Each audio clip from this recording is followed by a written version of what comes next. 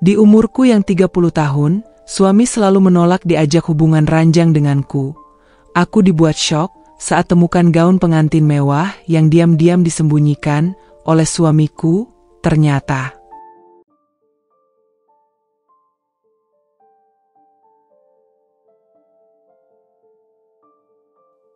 Namaku Laras. Di mata orang-orang, aku mungkin terlihat beruntung. Menikah dengan Radit, pria mapan, tampan, cerdas, dan satu-satunya pewaris keluarga Darmawan, adalah mimpi banyak perempuan. Kami tinggal di rumah besar bergaya semi klasik di kawasan elit Jakarta Selatan. Setiap pagi bisa memilih ingin sarapan di teras belakang yang menghadap taman, atau di ruang makan yang dilengkapi meja kayu jati panjang dan lampu gantung elegan. Kami punya 2 mobil mewah yang berganti setiap 2 tahun. Lemari pakaianku dipenuhi merek ternama. Dan ya, tiap akhir pekan kami selalu punya agenda keluar kota, staycation, atau makan di restoran bintang 5. Kami tampak seperti pasangan ideal. Tapi, siapapun yang melihat dari luar tak akan pernah tahu bahwa di balik semua itu, aku mulai merasa sepi. Kesepian yang perlahan berubah menjadi keraguan. Aku kangen suasana kantor. Gumamku sambil membuka album lama di laptop, berisi foto-foto saat aku masih bekerja sebagai editor di sebuah penerbitan buku. Bu Laras lagi lihat foto lama. Ya, sapa Mbak Darti, asisten rumah tangga yang sudah bekerja denganku sejak awal pernikahan. Aku tersenyum kecil. Iya, Mbak. Kadang kangen juga duduk di balik meja, dengar suara mesin printer, diskusi sama penulis. Kemarin saya lihat ibu sempat telepon teman yang di penerbit itu ya. Dewi. Dia sekarang jadi editor senior. Padahal dulu kita masuk bareng. Jawabku, lalu menatap jendela. Dia semangat banget cerita proyek barunya. Aku ikut senang sih, tapi entah kenapa sedih juga. Mbak Darti meletakkan cangkir teh di depanku. Kalau ibu pengen kerja lagi, kenapa nggak bilang sama Pak Radit? Aku menghela napas. Dulu dia yang minta aku berhenti. Katanya, dia pengen aku fokus jadi istri, nanti juga bakal ada anak. Kami sudah menikah 6 tahun. Awalnya aku juga percaya. Tapi seiring waktu, anak itu tak kunjung datang, dan Radit pun makin sulit diajak bicara soal rencana punya anak. Radit dulu lelaki yang romantis. Selalu pulang tepat waktu, membawa bunga, atau sekadar coklat dan kecupan di dahi. Tapi 2 tahun terakhir, semuanya berubah. Ia semakin sibuk. Selalu ada rapat. Proyek ini, proyek itu. Kadang menginap di luar kota. Ponselnya nyaris tak pernah lepas dari tangan. Aku lagi di kantor. Sayang, katanya lewat telepon malam itu. Suaranya terdengar cepat dan seperti tergesa-gesa. Jam 9 malam masih di kantor? Tanyaku lembut, mencoba menahan nada curiga. Deadline-nya gila.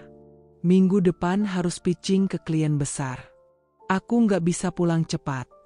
Jawabnya. Aku menggigit bibir. Tapi kamu janji makan malam bareng. Aku tahu. Maaf. Ya. Klik. Telepon ditutup bahkan sebelum aku sempat berkata, hati-hati. Aku masih duduk sendirian di meja makan.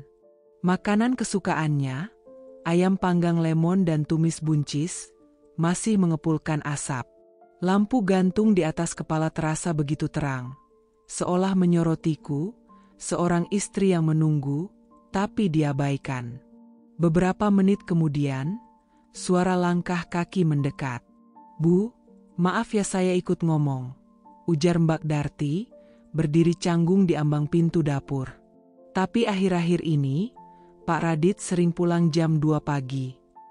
Aku menoleh. Kamu yakin itu mobilnya? Iya, Bu. Saya hafal suara mobil BMW putih itu. Bahkan semalam saya lihat dari jendela, beliau pulang, tapi nggak masuk dari pintu utama. Mataku menyipit. Lalu masuk dari mana? Pintu samping, Bu. Yang langsung ke kamar kerja. Hatiku mencelos. Itu aneh. Radit tak pernah masuk lewat pintu itu, kecuali sedang menyelundupkan hadiah kejutan saat ulang tahunku. Tapi itu 2 tahun lalu. Dan sekarang pintu itu jadi jalan rahasia? Aku mencoba tertawa kecil, meski suara tawaku sumbang. Mungkin dia nggak mau ganggu aku tidur. Tapi beliau nggak kelihatan bawa laptop atau kerjaan, Bu. Malah cuma pegang tas kecil, lalu masuk pelan-pelan. Aku menelan ludah. Dadaku terasa sesak. Ada rasa yang aneh mulai tumbuh di dalam benakku, curiga. Tapi aku berusaha membunuhnya dengan logika. 2 hari kemudian, saat Radit akhirnya pulang sebelum tengah malam, aku memutuskan menanyakannya langsung. Dit, kamu lembur lagi tadi? Tanyaku sambil menatapnya yang baru masuk ke kamar, melepas jas, dan membuka dasi. Dia mengangguk. Yap, capek banget. Kenapa sekarang sering banget pulang tengah malam? Bahkan Mbak Darti bilang kamu pulang jam 2 pagi. Radit menoleh. Kamu minta laporan juga ke asisten rumah tangga. Sekarang? Aku terdiam. Nada suaranya tajam. Aku cuma tanya. Karena aku khawatir. Sudahlah, Ras. Kamu terlalu sensitif. Semua ini buat kita juga, kan?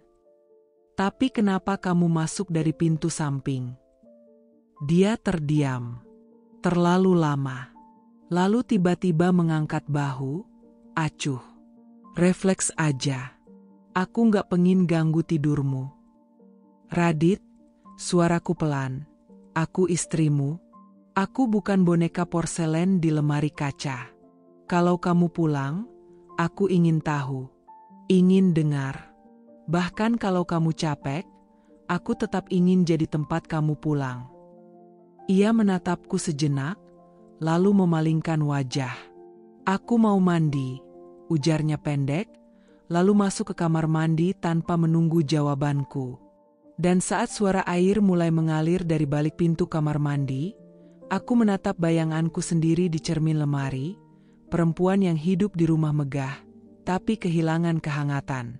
Hari itu aku sedang merapikan laundry Radit. Seperti biasa. Setiap Senin, Mbak Darti akan menaruh cucian kering di atas tempat tidur kami, dan aku yang akan melipat atau menggantungnya kembali. Kebiasaan kecil yang membuatku merasa tetap menjadi bagian dari keseharian suamiku, meski ia makin jarang menyapaku. Tapi pagi itu, sesuatu berbeda.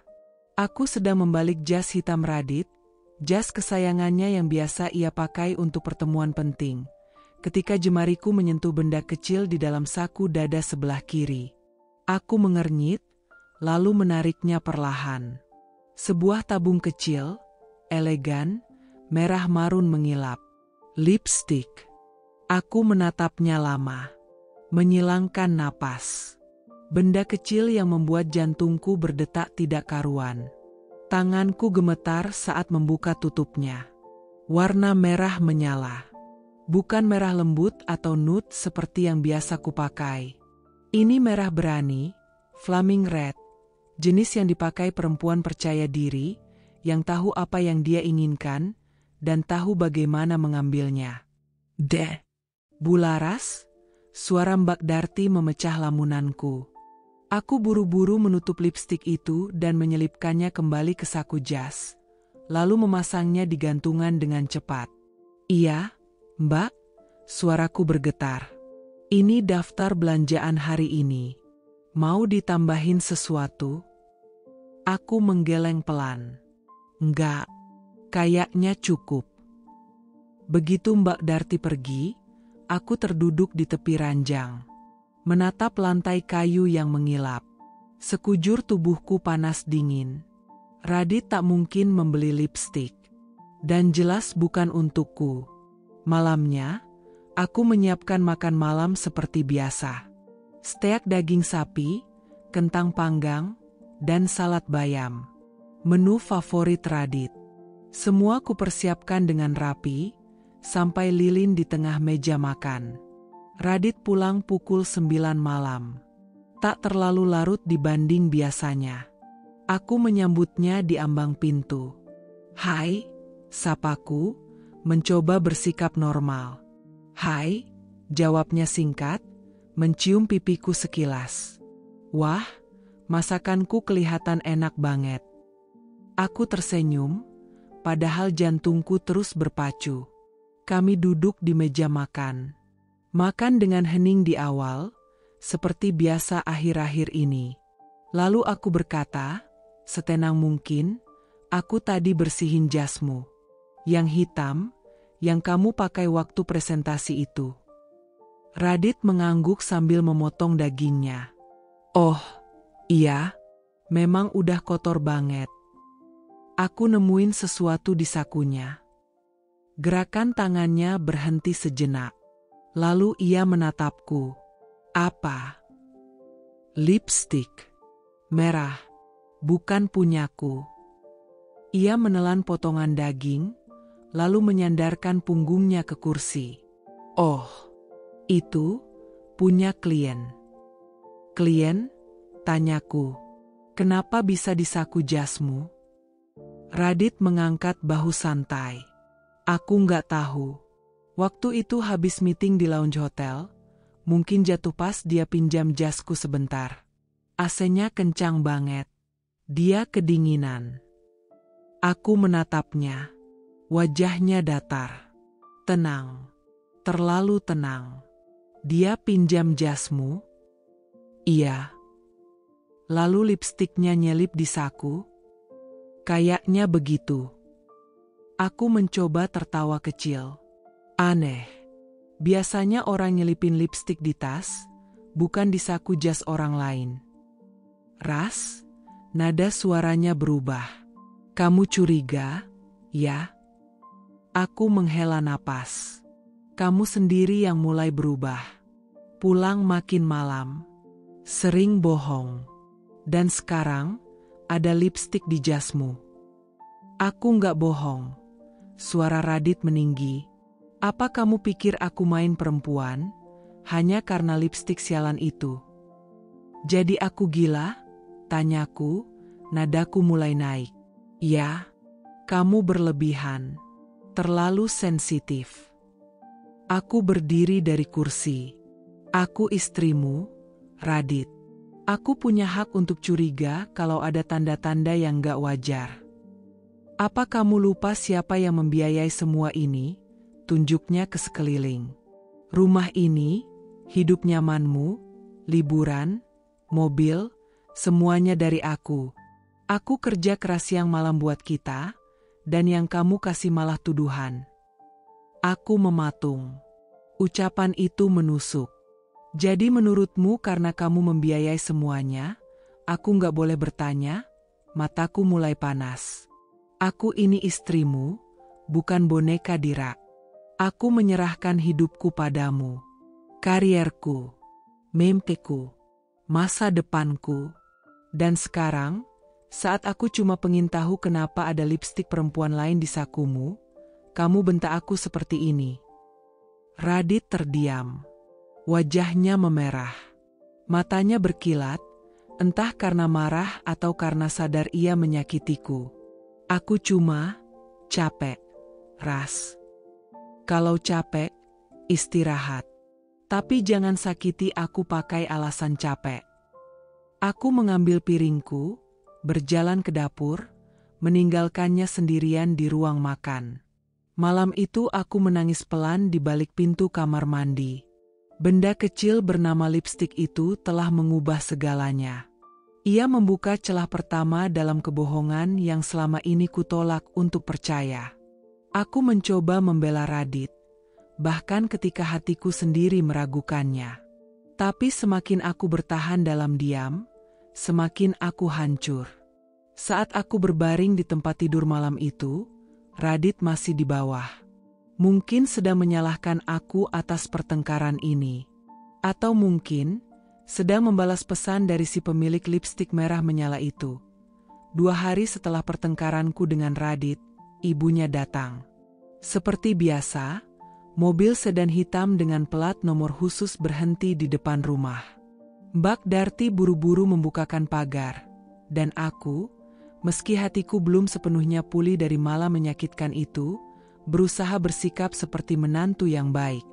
"Selamat siang, Bu," sapaku saat Bu Retno, Ibu Radit, turun dari mobil dengan tas Hermes di lengannya. Ia hanya melirik sebentar. "Siang." Aku mengulurkan tangan untuk menuntunnya masuk. Tapi seperti biasa, beliau lebih memilih jalan duluan seolah tak ingin disentuh. Kami duduk di ruang tamu. Ia duduk tegak, menepuk-nepuk rok batiknya yang berlapis dengan blazer putih, menandakan kelas sosial yang tak pernah ia biarkan turun. "Ada yang bisa Laras buatkan? Teh? Jus?" tawarku sopan. "Kalau bisa sih jus semangka, jangan terlalu manis. Gula bisa bikin cepat tua," jawabnya dingin. Aku mengangguk. "Baik, Bu." Saat aku ke dapur dan memeras semangka dengan tangan sendiri, padahal Mbak Darti bisa melakukannya, aku tahu kunjungan ini bukan sekadar mampir. Ada sesuatu yang ingin dibicarakannya. Dan firasatku jarang salah kalau sudah menyangkut mertua. Beberapa menit kemudian aku kembali ke ruang tamu, membawa jus semangka dalam gelas kristal. Ia meminumnya sambil menatapku dari atas ke bawah. "Kamu kurusannya sekarang?" tanyanya. Aku tersenyum canggung. "Mungkin karena sering di rumah, Bu." "Sering di rumah kok bisa kurus? Harusnya gemuk dong, banyak makan, tidur, nggak kerja." Aku diam. Ia meletakkan gelas di meja, lalu menyilangkan kaki. Aku mau bicara soal Radit. Aku menegakkan tubuh. Jantungku mulai tak karuan. "Iya, Bu." Beberapa detik sunyi. Lalu ia berkata dengan nada pelan namun tajam, "Kamu itu harus tahu diri, Laras." Aku mengerutkan kening, tapi tetap diam. Jangan terlalu posesif sama Radit. Dia itu pria sukses. Tampan, punya perusahaan sendiri. Banyak perempuan yang suka sama dia. Wajar kalau dia jadi pusat perhatian. Aku membeku. Kata-katanya seperti pisau yang ditusuk pelan-pelan ke dadaku. "Apa maksud Ibu?" tanyaku, nyaris tak terdengar.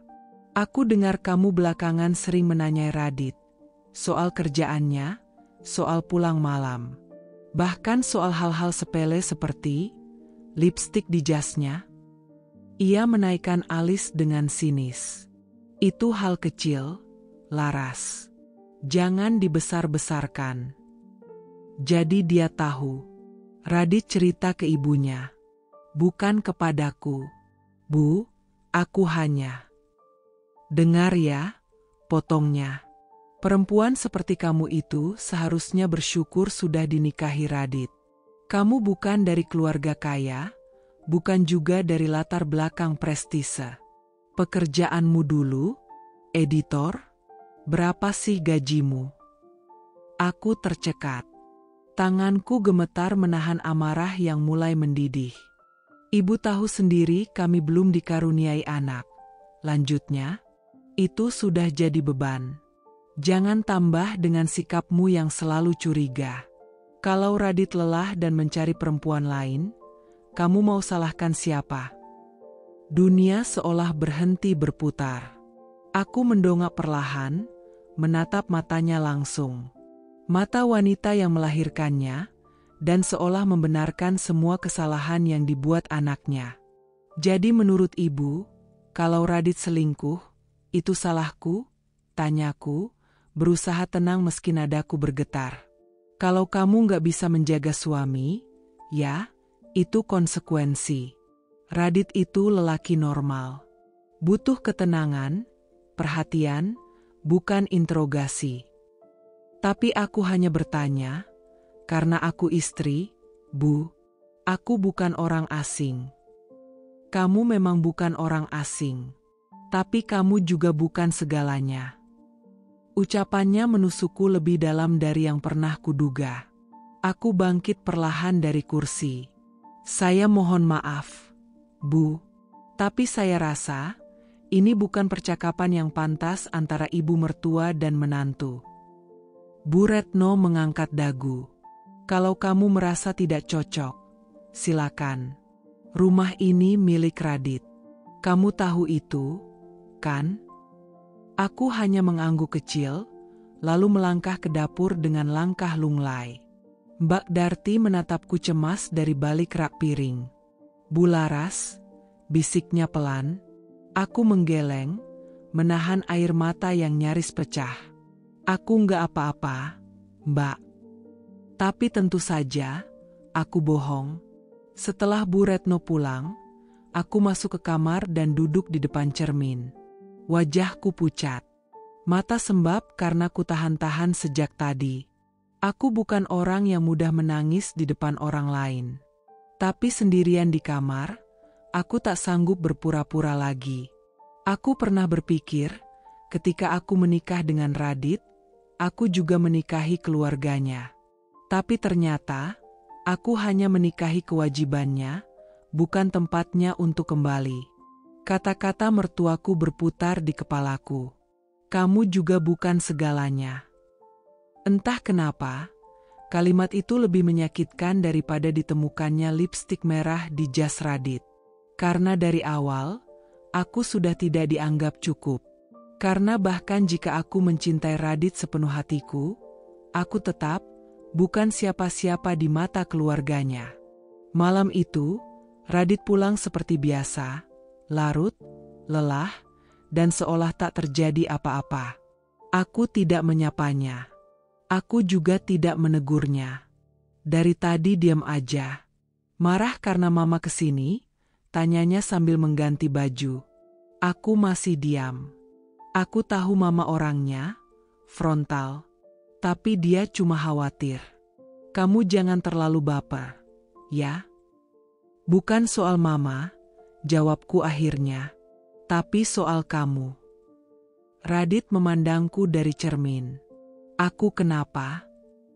Kamu cerita soal lipstik ibumu, tapi kamu gak pernah duduk dan jujur ke aku. Aku cuma cerita karena kamu bikin masalah kecil jadi besar. Aku butuh tempat curhat. Ras. Mama ngerti. Ya, tentu saja. Karena baginya aku bukan apa-apa. Jangan bawa-bawa mama. Kalau aku bukan apa-apa, kenapa kamu nikahi aku, Radit? Tanyaku lirih. Kenapa kamu ambil aku dari kehidupanku? Janji akan bahagiakan aku, kalau pada akhirnya kamu sendiri yang buang aku. Radit menghela napas kasar. Kamu makin drama, Laras. Aku capek. Lalu ia rebah di ranjang, memunggungiku. Dan malam itu, kami tidur di ranjang yang sama, tapi rasanya seperti tidur di dua dunia yang berbeda. Aku sedang duduk di balkon sore itu, menyeruput teh yang rasanya hambar di lidah. Angin berhembus lembut, tapi pikiranku penuh badai. Bayangan lipstik merah di saku jas Radit masih menghantui. Aku tak lagi tenang.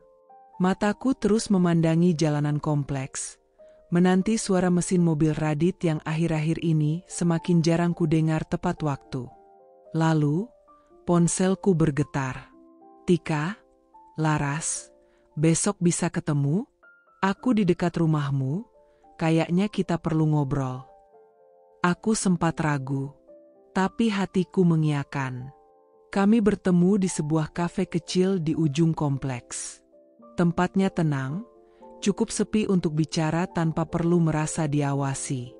Tika datang dengan wajah serius, tak seperti biasanya yang ceria dan penuh candaan. Dia duduk di hadapanku, menggenggam gelas kopinya erat-erat. Laras, kamu sehat? Tanyanya membuka percakapan. Tapi bukan itu yang ingin dia bicarakan. Matanya bicara lebih dulu dari mulutnya. Aku mengangguk pelan. Sehat, secara fisik. Tapi hatiku kayaknya mulai lelah. Tika menatapku lama. Lalu dia berkata pelan, hampir seperti bisikan, aku nggak tahu harus ngomong ini atau enggak. Tapi kamu sahabatku. Aku juga perempuan. Dan aku nggak tahan lihat kamu begini terus. Aku merinding.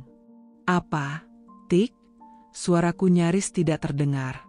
Tika menarik napas panjang, lalu menatapku lurus. Aku kerja satu gedung sama Radit, kan?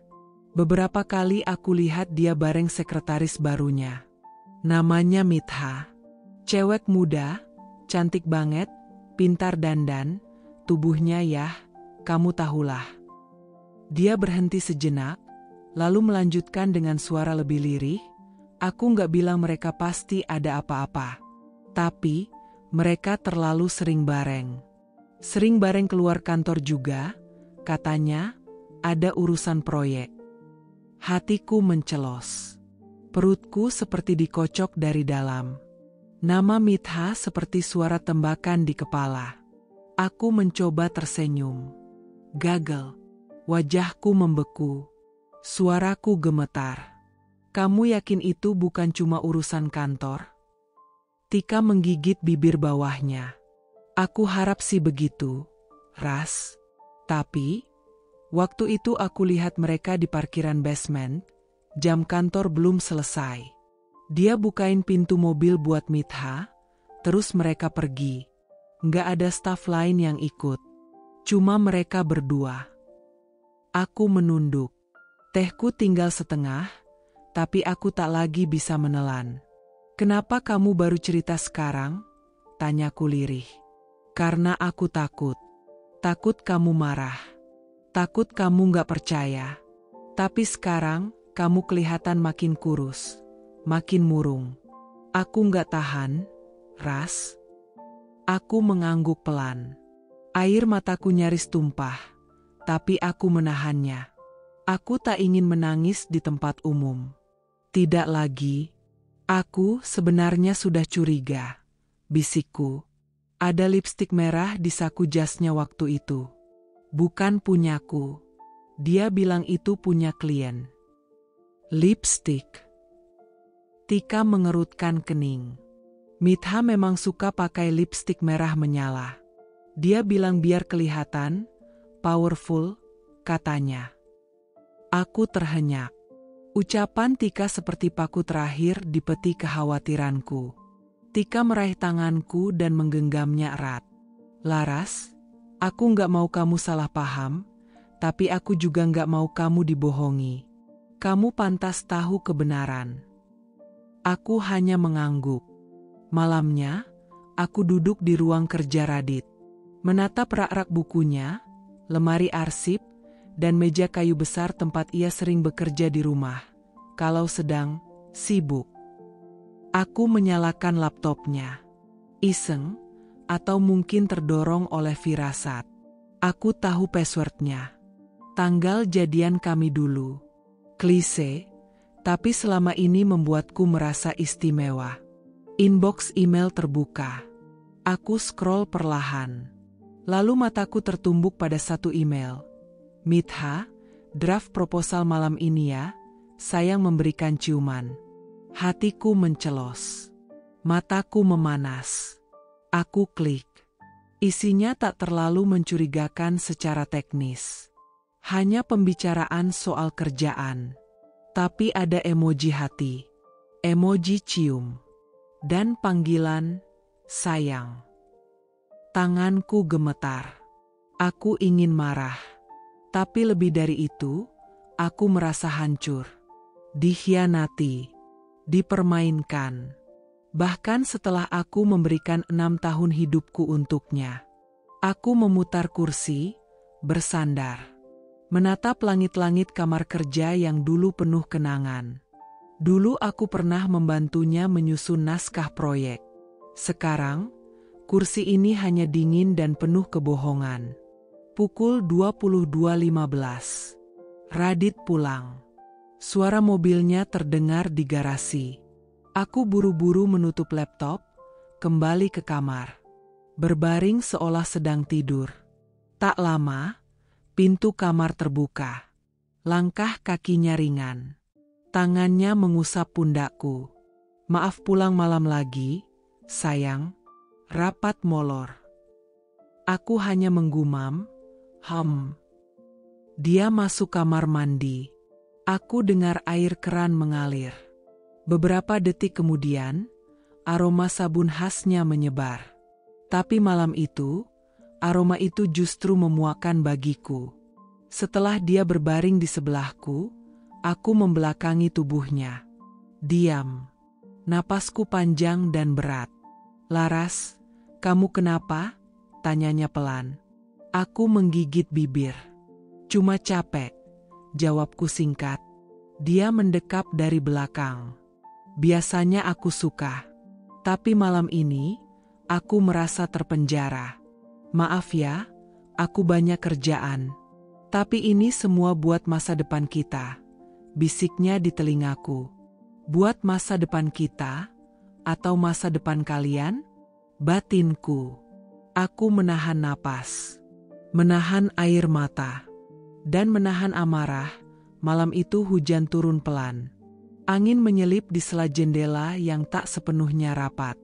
Di ruang tengah, aku duduk di sofa dengan gelas teh yang sudah dingin. Jam sudah menunjukkan pukul 22.45 dan Radit belum juga pulang. Kupandangi layar ponsel yang tak kunjung menyala. Tidak ada kabar. Tidak ada pesan. Tidak ada telepon.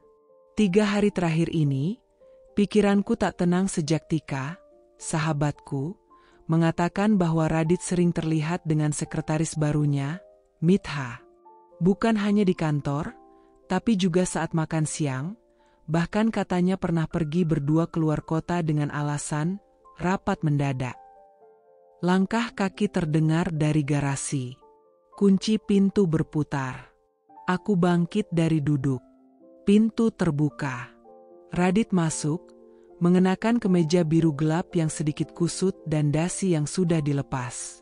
Wajahnya terlihat lelah, tapi aku tahu, ini waktu yang harus kupilih untuk bicara. "Baru pulang?" tanyaku pelan, mencoba mengontrol nada suaraku. "Ya," jawabnya singkat sambil melepas sepatu. "Tadi meeting sama klien dari Surabaya." Molor. Aku mengangguk kecil. Tapi aku tak bisa lagi menahan rasa sesak ini. Aku ingin tahu. Aku ingin kebenaran, bukan alasan. "Radit," suaraku nyaris bergetar. "Kamu, akhir-akhir ini sering banget pulang malam. Hampir setiap hari. Bahkan Sabtu kemarin, kamu bilang harus kerja, tapi Tika cerita." Belum sempat aku menyelesaikan kalimatku, Radit langsung menoleh tajam. "Tika cerita apa?" potongnya cepat. Aku menelan ludah. Tapi aku teruskan, meski lututku sedikit gemetar. "Katanya kamu sering pergi bareng sekretarismu, Mitha." Suasana berubah dingin seketika. Hujan di luar seperti ikut berhenti karena ketegangan di dalam rumah ini. "Jadi sekarang kamu dengerin Tika?" Suara Radit meninggi. "Kamu lebih percaya omongan orang daripada suamimu sendiri." Aku hanya ingin tahu, "Dit, apa kamu memang sering pergi sama dia? Kenapa kamu gak pernah bilang apapun ke aku? Bahkan aku gak tahu kamu punya sekretaris baru." Radit mengangkat kedua tangannya, lalu menjatuhkannya ke samping dengan suara napas yang kesal. "Ya ampun, Laras. Aku kerja. Aku sibuk. Aku pegang 3 proyek besar. Dan kamu curiganya ke sana? Cuma karena aku pulang malam, kamu tuduh aku main belakang." "Aku nggak nuduh," kataku pelan, tapi jelas. "Aku cuma merasa ada yang berubah. Dulu kamu cerita apapun ke aku. Sekarang, aku bahkan tahu tentang sekretarismu dari orang lain." Radit mengibaskan tangannya, mulai berjalan menuju tangga. "Laras, aku capek. Serius. Jangan buat drama malam ini. Aku pengen mandi dan tidur. Aku menahan air mata yang mulai menggenang. Tapi kata-kata itu tetap keluar dari mulutku, nyaris berbisik namun penuh luka. Kalau kamu memang jujur, kenapa kamu marah? Langkah Radit berhenti di anak tangga ketiga. Ia menoleh lagi, kini dengan wajah merah padam. Karena aku muak, suaranya meledak. Kamu terus curiga. Terus tanya-tanya. Seolah aku ini suami gak berguna yang harus terus laporan ke kamu. Padahal aku kerja banting tulang buat rumah ini, buat hidup kita. Kamu tinggal di rumah nyaman, gak kekurangan apa-apa. Tapi apa balasannya? Curiga, curiga, curiga. Aku menunduk. Suara gemuruh dalam dadaku lebih keras daripada hujan di luar sana. Aku ingin berteriak, ingin membela diriku. Tapi suara Radit sudah terlanjur menginjak-injak harga diriku. Kalau kamu terus kayak gini, aku bisa gila. Laras? Ucapnya sebelum akhirnya berjalan naik tanpa menoleh lagi. Aku terdiam. Air mata yang kutahan akhirnya jatuh juga. Aku terduduk kembali di sofa, memeluk bantal kecil dan menutup wajahku. Tangisku pelan tapi dalam. Ini bukan hanya tentang Mitha. Ini tentang rasa yang tak lagi terasa. Dulu, Radit akan memelukku saat aku cemas. Dulu, dia akan mencium keningku dan berkata, "Maaf, aku pulang terlambat. Kamu pasti khawatir." Sekarang, ia marah, menganggap pertanyaanku sebagai tuduhan, bukan keresahan. Lama aku menangis, hingga akhirnya aku bangkit, berjalan pelan menuju kamar tamu. Aku tak ingin tidur sekamar dengan Radit malam ini. Bukan karena benci, tapi karena hatiku terlalu penuh luka untuk berpura-pura tak terjadi apa-apa. Sebelum tidur, aku menulis satu kalimat di catatan kecil di ponselku. Curiga memang menyakitkan. Tapi lebih menyakitkan lagi jika diam justru membuatku jadi wanita yang dibohongi. Siang itu, mentari menyelinap dari jendela kamar utama kami. Udara cukup panas, membuatku memutuskan menyalakan AC sambil beberes lemari pakaian Radit yang mulai penuh. Sudah beberapa minggu ini aku merasakan kegelisahan, dan entah kenapa, naluriku mendorongku untuk membuka tiap laci, tiap celah yang biasanya tak kusentuh. Bukan karena aku suka mengusik privasi suamiku, tapi karena hatiku tak bisa lagi diam. Dan ternyata, dugaanku bukan tanpa alasan. Saat tanganku meraih tumpukan map hitam di bawah tumpukan kemeja kerjanya, sebuah amplop putih polos jatuh ke lantai. Amplop itu terbuka sebagian, isinya tampak. Aku menunduk, memungutnya, dan jantungku berdegup cepat. Bukti transfer, Rp35.500.000. Penerima, Mitha Pranadya. Tujuan, pembayaran gaun butik Amara Wedding Couture. Tanganku gemetar. Mitha Pranadya. Bukan nama asing. Nama itu terpatri kuat di ingatanku. Sekretaris baru Radit. Yang disebut-sebut Tika. Yang diam-diam membuat perasaanku tak tenang. Aku duduk di pinggir ranjang. Menatap kertas itu lama. Rasanya seperti baru saja ditampar kenyataan. Rp35 juta. Untuk gaun pengantin. Dan dari Radit, untuk sekretarisnya. Kupeluk kertas itu sambil menahan napas. Ada yang membakar di dalam dadaku. Tapi aku tidak langsung menangis. Tidak seperti sebelumnya. Kali ini ada rasa lain. Campuran antara sakit, marah, dan ingin tahu lebih dalam. Suara mobil masuk ke garasi membuatku sadar, Radit pulang lebih cepat dari biasanya. Aku buru-buru menyimpan kembali kertas itu ke map, menaruhnya di bawah bantal sofa. Aku tidak mau konfrontasi dulu. Aku butuh waktu. Namun Radit, seperti biasa, masuk dengan langkah percaya diri dan wajah datar. Jasnya sudah dibuka, dasi dilonggarkan. Bau parfum pria kelas atas menguar dari tubuhnya. Kamu udah pulang?" sapaku datar. Dia mengangguk sambil membuka sepatu. "Iya, meetingnya dimajuin." "Kamu masak?" "Iya, ada ayam goreng dan sup. Mau makan sekarang?" Dia hanya mengangguk tanpa ekspresi. Duduk di meja makan tanpa cuci tangan, seperti terburu-buru. Kami makan dalam diam. Sesekali kuperhatikan wajahnya. Tak ada rasa bersalah. Tak ada perubahan. Seolah dunia ini miliknya, dan aku hanya figuran dalam panggung hidupnya.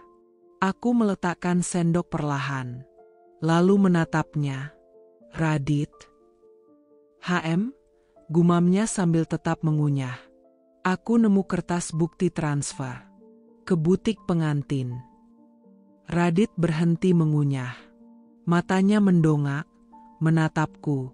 "Buat Mitha Pranadya," lanjutku pelan. Diam. Aku bisa mendengar detak jam dinding. Dan juga detak jantungku yang menggila. Aku bersihin lemari, nemu map kamu. Kertasnya nyelip. Jelasku. Radit menghela napas panjang. Kemudian dia menyandarkan tubuh ke kursi, wajahnya mulai berubah. "Kamu bongkar-bongkar lemari aku sekarang." "Bukan bongkar-bongkar. Aku beresin. Dan aku nemu itu." Nada suaraku masih tenang, tapi jelas menggambarkan luka yang mulai merayap. Dia menggeleng. "Itu bukan urusanmu." Aku mematung. "Radit, kamu transfer uang segitu ke Mitha. Untuk butik pengantin. Kamu pikir itu bukan urusanku?" Suaraku mulai meninggi, tercekat oleh emosi yang ditahan. Radit berdiri, menatapku dari atas. "Aku gak mau ribut. Itu urusan kantor. Mitha ditugaskan jadi IO untuk proyek klien bridal. Aku bantu pendanaan dulu, nanti reimburse." "Lalu kenapa nama kamu gak ada di situ? Kenapa semua atas nama Mitha? Dan kenapa kamu gak cerita dari awal?" sergahku.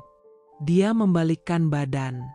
"Aku gak punya kewajiban lapor semua detail kerjaanku ke kamu, Laras. Kamu bukan atasan aku."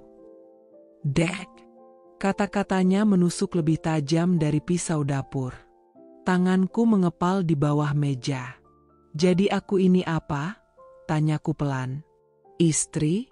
Boneka? Penjaga rumah yang cuma perlu tersenyum saat kamu pulang?"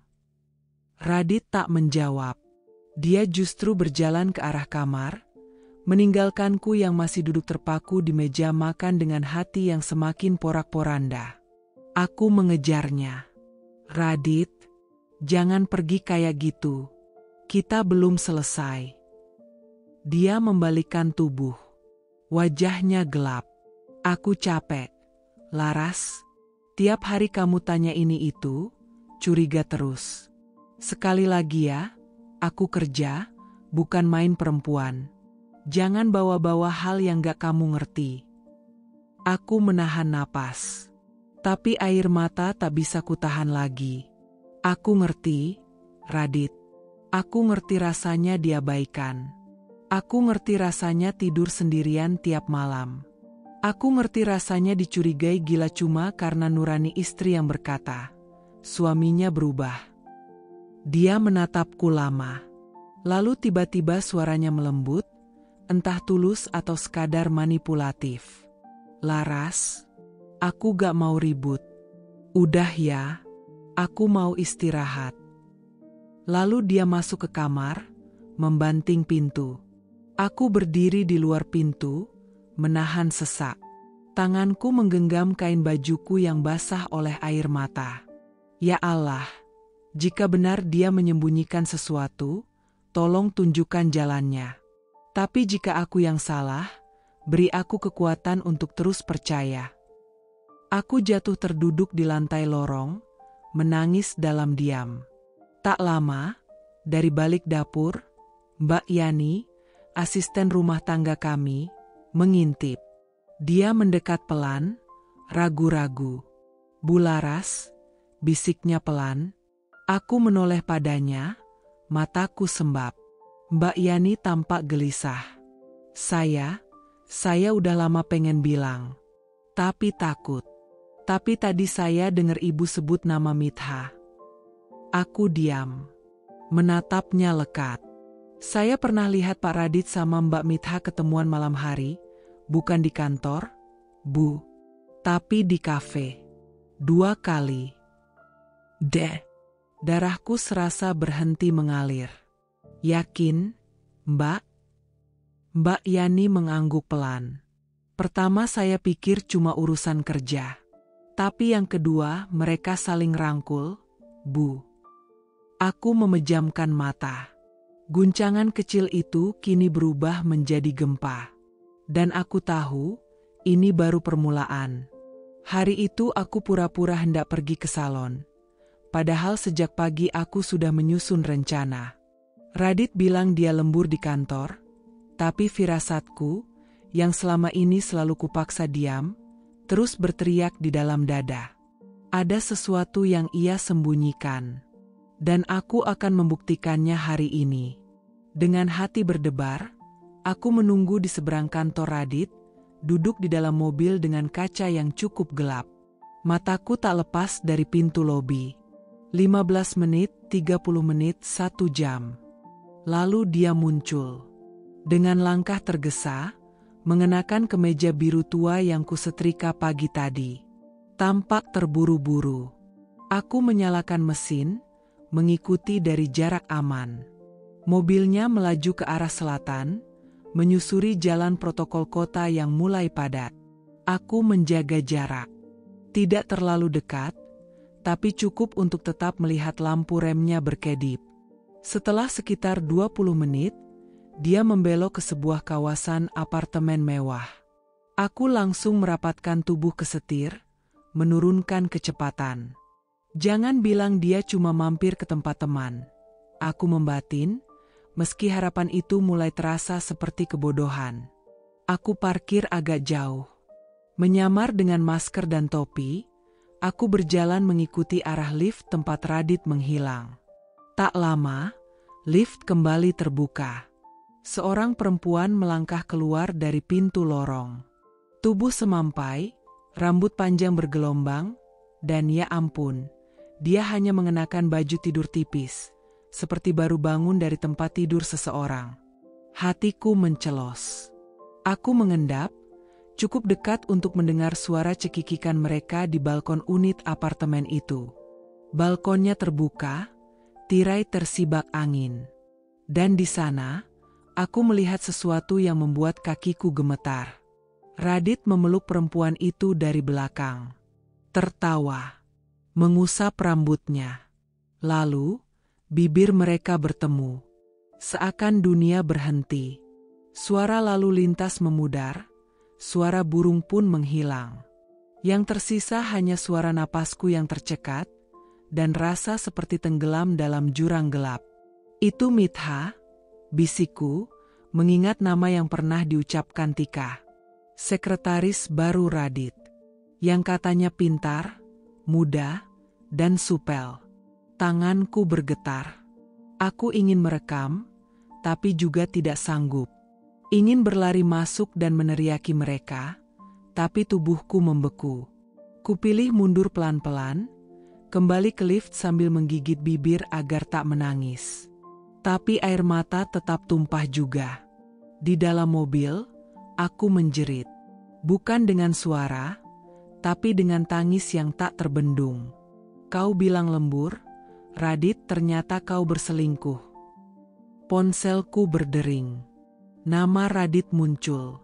Kutatap layar itu dengan kebencian yang mendidih. Aku tak menjawab. Beberapa detik kemudian, pesan masuk. "Sayang, kamu udah sampai salon? Jangan lupa minta perawatan yang lengkap ya. Biar tambah cantik buat aku memberikan ciuman." Aku tertawa, Tawa paling getir yang pernah keluar dari tenggorokanku. Sungguh keterlaluan. Dia mencium wanita lain dan mengirimi pesan manis ke istrinya. Aku menatap diriku sendiri di kaca spion. Mataku sembab. Mukaku kusut. Rambutku acak-acakan. Apa selama ini aku sebegitu menyedihkannya di matamu, Radit? Malam itu aku tak langsung pulang. Aku menyetir tanpa tujuan, membiarkan angin malam masuk lewat jendela mobil yang kubuka setengah. Pikiran bercampur aduk. Harusnya aku marah. Tapi yang kurasa justru luka yang tak bisa diterjemahkan dengan kata-kata. Saat akhirnya pulang, rumah terasa sangat asing. Sofa yang biasa kami duduki berdua kini terasa dingin. Meja makan itu, yang tiap malam kuisi dengan makanan kesukaannya, tiba-tiba berubah seperti panggung sandiwara. Aku masuk ke kamar. Di atas meja rias, ada foto kami saat bulan madu. Wajah kami tersenyum. Aku ingat, waktu itu dia pernah berkata, "Kalau suatu hari aku berubah, tolong ingatkan aku siapa kamu dalam hidupku." Aku memeluk diriku sendiri, lalu menangis sepuasnya di lantai kamar. Karena semua kata manis itu ternyata tak lebih dari gombalan yang tak punya akar. Paginya, aku bangun dengan mata sembab. Tapi ada satu hal yang kutahu pasti, aku tak akan diam. Saat Radit pulang sore itu, aku menyambut seperti biasa. Senyum, teh manis, dan kemeja rumah yang sudah kusetrika. "Gimana kantornya?" tanyaku, menahan diri sekuat mungkin. "Cap, sayang. Banyak meeting hari ini," jawabnya sambil membuka sepatu. Pembohong. Aku duduk di sebelahnya, memperhatikan wajahnya yang tampak santai. Sementara hatiku terbakar. Lalu, tanpa bisa ditahan, aku berkata pelan, "Tadi malam kamu lembur ya?" Dia mengangguk tanpa menoleh. "Iya, capek banget." Aku menggigit bibir. "Apartemen di Tower Sapphire itu enak, ya?" Tangannya langsung berhenti mengaduk teh. "Apa?" Dia menoleh dengan dahi berkerut. Aku menatapnya dalam-dalam. "Aku lihat kamu di sana, bareng Mitha." Wajahnya seketika pucat. Tangannya gemetar. Tapi dia masih mencoba mengelak. "Kamu salah lihat. Mungkin orang lain." Aku tersenyum tipis. "Kalau gitu kenapa kamu juga pesan bunga dan bayar fitting baju pengantin atas nama Mitha Pranadia?" Dia terdiam. Matanya mematung. Lalu berdiri mendadak, membelakangi aku. "Laras, aku bisa jelaskan." Aku bangkit. "Kau bisa menjelaskan?" "Bahwa kau tidur dengan perempuan itu sementara aku setia menunggumu di rumah setiap malam." Dia menghela napas keras. "Kita sedang banyak masalah, Laras. Kamu terlalu sensitif. Terlalu cemburuan. Aku butuh pelarian." Kalimat itu seperti tamparan keras. "Pelarian?" Aku menatapnya dengan mata basah. "Jadi aku ini cuma persinggahan saat kau lelah? Rumah ini cuma tempatmu pulang kalau bosan main?" Dia tak menjawab. Dan diamnya itu lebih menyakitkan dari segala pengakuan. Aku pun melangkah keluar dari kamar, meninggalkannya dengan pertanyaan yang tak ia jawab. Siang itu hujan turun pelan. Gemericiknya terdengar lembut di atap rumah, seolah meniru suara hatiku yang remuk tapi masih berusaha berdetak dalam keheningan. Radit sedang dinas keluar kota. Katanya, 2 hari saja. Tapi setelah semua yang kulihat dan kutahu, 2 hari terasa seperti neraka yang membeku. Aku berdiri lama di depan lemari pakaian kami. Jantungku berdetak tidak karuan. Tanganku bergetar saat menyentuh gagangnya, seolah lemari ini menyimpan jawaban dari luka yang semakin hari semakin berdarah. Dengan pelan, ku tarik pintunya. Baju-baju kerja Radit tersusun rapi. Dasi-dasi berbagai warna tergantung angkuh di dalam kotak kecil di sisi kanan. Aku menyentuh setelan jas hitamnya, jas yang terakhir kali kupeluk erat sebelum ia pergi dinas keluar kota 2 minggu lalu. Tapi entah mengapa hari ini berbeda. Hatiku seperti ditarik-tarik untuk membuka bagian paling bawah lemari, tempat koper hitam besar biasa disimpan. Koper itu, koper yang biasa ia bawa saat perjalanan bisnis keluar kota. Biasanya kosong saat disimpan kembali. Tapi kali ini, dengan degup jantung tak menentu, aku menarik koper itu keluar dari tempatnya. Agak berat. Jauh lebih berat dari biasanya. Aku membuka resletingnya pelan-pelan. Dan saat tutup koper itu terbuka sepenuhnya, dunia rasanya terhenti. Sebuah gaun putih. Gaun pengantin. Indah. Panjang. Berbordir halus di bagian lengan dan dada, berkilau seakan mengejek mata yang memandangnya. Masih terlipat rapi. Masih berlabel. Label butik mewah, sama seperti nama yang kutemukan dalam bukti transfer beberapa hari lalu. Mitha Pranadia. Tanganku menutup mulutku sendiri. Tubuhku lunglai. Aku terduduk di lantai. Gaun itu bukan milikku. Bukan untukku. Aku tidak pernah memilih gaun seindah itu. Radit dan aku menikah sederhana. Bahkan gaunku waktu itu hanya sewaan dari salon kampung. Dan kini, suamiku menyembunyikan gaun pengantin mewah untuk wanita lain. Air mataku jatuh begitu saja. Aku menggenggam ujung gaun itu seakan berharap semua ini hanya mimpi buruk. Tapi kenyataannya menampar lebih keras dari segala kemungkinan. Suara ponselku berdering. Nama Tika muncul di layar. Kupaksakan suaraku untuk stabil. Halo, Tik. Laras. Suara Tika terdengar cemas. Aku lihat Radit barusan di story-nya temanku. Dia ada di hotel bintang 5, bukan lokasi dinas yang dia bilang. Sama Mitha. Aku menarik napas dalam-dalam. Tik, aku baru saja menemukan gaun pengantin di dalam kopernya. Ya Allah. Aku nggak tahu harus bagaimana. Suaraku gemetar. Dia nyiapin pernikahan sama perempuan lain. Ada keheningan di ujung telepon. Lalu Tika berkata dengan suara pelan. Larasku yang kuat, aku tahu ini hancur banget. Tapi kamu harus berpikir jernih. Aku bahkan gak tahu siapa diriku sekarang. Istrinya? Mantan istrinya? Atau cuma penghalang buat cinta barunya? Jangan ngomong gitu. Aku berdiri pelan. Mataku masih tertuju pada gaun itu. Aku mengangkatnya. Kainnya lembut, menyayat kulit seperti luka baru. Tiba-tiba pintu rumah diketuk. Cepat. Tergesa-gesa. Aku buru-buru menyeka air mata dan berjalan ke depan. Bu Laras? Suara satpam kompleks. Iya, Pak. Ada kiriman. Kurir titip di pos karena katanya Bu Laras nggak angkat telepon. Aku menerima paket itu. Kecil. Tanpa nama pengirim. Saat kubuka, jantungku hampir copot. Sebuah undangan. Berwarna putih keemasan. Dengan tulisan. Pernikahan Radit Mitha. Tanggal 16 Oktober.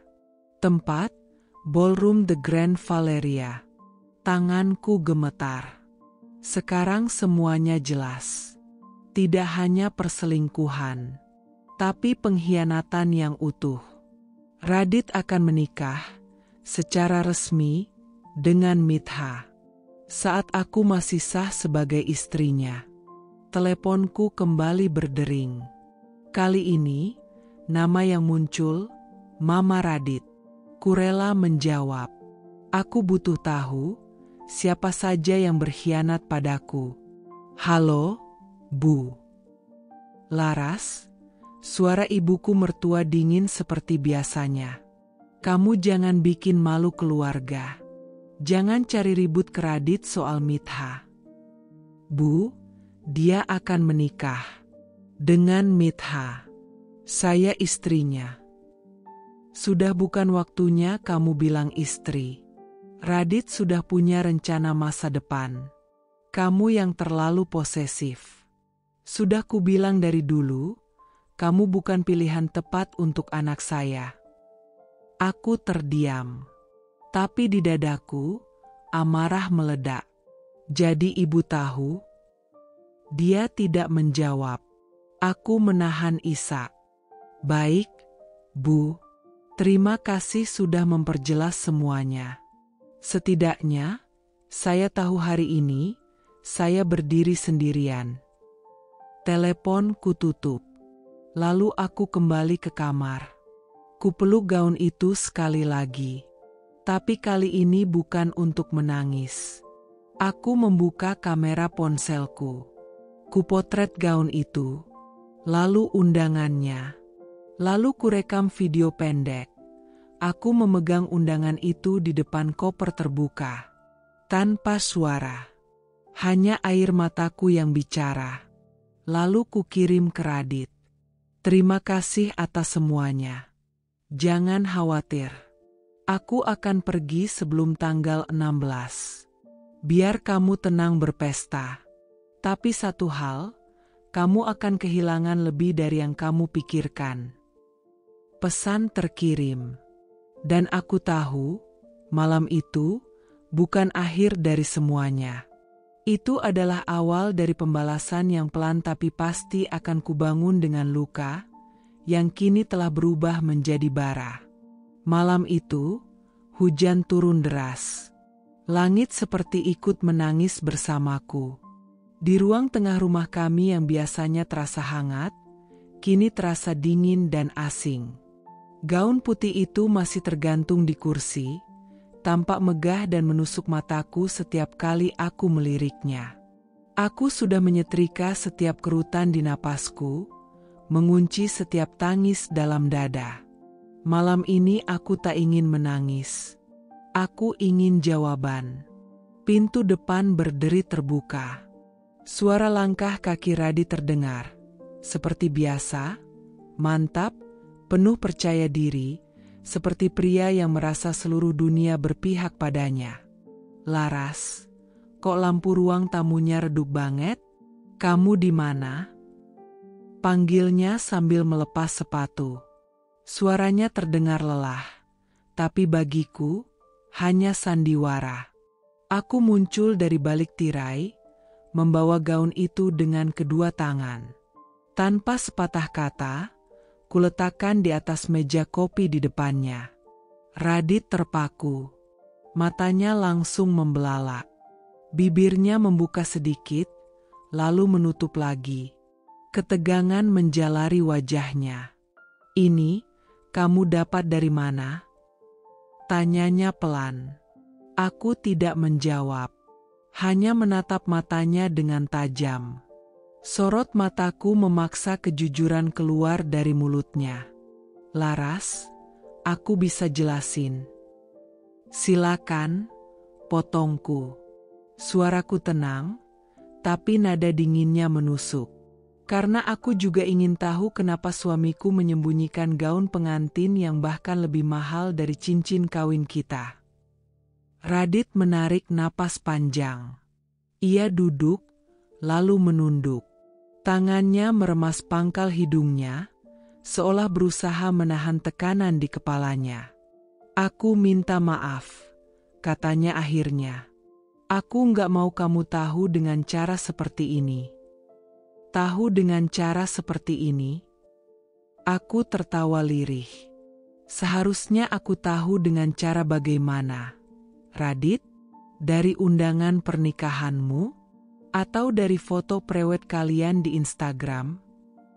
Laras, aku akan menikah lagi. Jantungku seperti diremas paksa. Tapi aku tetap berdiri. Tak ingin memberi dia kemenangan untuk melihatku roboh. Kenapa? Tanyaku pelan, nyaris seperti bisikan maut. Mitha hamil. Sun. Hanya suara hujan dan petir di kejauhan. Tapi di dalam tubuhku, badai jauh lebih dahsyat. Napasku tercekat. Tanganku gemetar. Namun tetap kugenggam erat sisi bajuku agar aku tidak terjatuh. Jadi ini tentang anak? Tanyaku dengan suara tercekat. Radit menatapku. Ada kesan bersalah di matanya, tapi entah kenapa, aku tak bisa percaya lagi. Ia menunduk lagi. Kamu tahu aku pengin banget punya anak, Laras. Bertahun-tahun kita coba, dan kamu tetap. Aku tetap mandul, ya? Potongku, kali ini tak bisa kutahan air mataku jatuh satu persatu. Itu kata yang ingin kamu hindari, tapi sekarang kamu punya alasan, kan? Mitha bisa ngasih kamu anak.